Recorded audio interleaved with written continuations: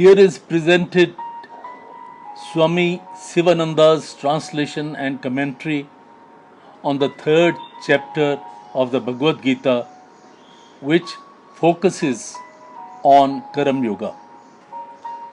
Introduction. In order to remove moh or attachment, which was the sole cause of Arjun's delusion, Shri Krishna taught the most imperishable nature of the Atman, the realization of which would grant him the freedom from the eternal. A doubt therefore arises in Arjuna's mind as to the necessity of engaging in action even after one has attained this state. Shri Krishna clears the doubt by telling him that although one has realized oneself oneness with the eternal, one has to perform action to the force of Prakriti or nature. He emphasizes that the perfection is attained not by ceasing to engage in action, but by doing all actions as a divine offering, imbibed with a spirit of non-attachment and sacrifice. The man of God vision, Shri Krishna, explains to Arjun, need not engage in action as he has attained everything that has to be attained.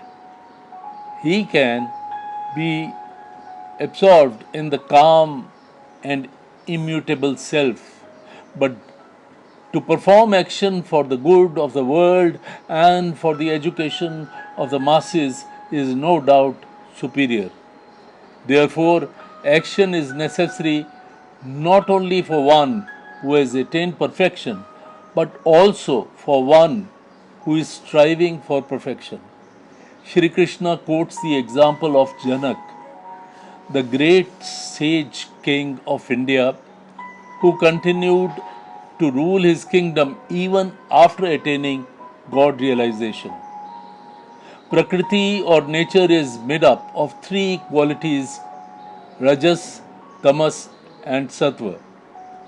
Atman is beyond these three qualities and these functions.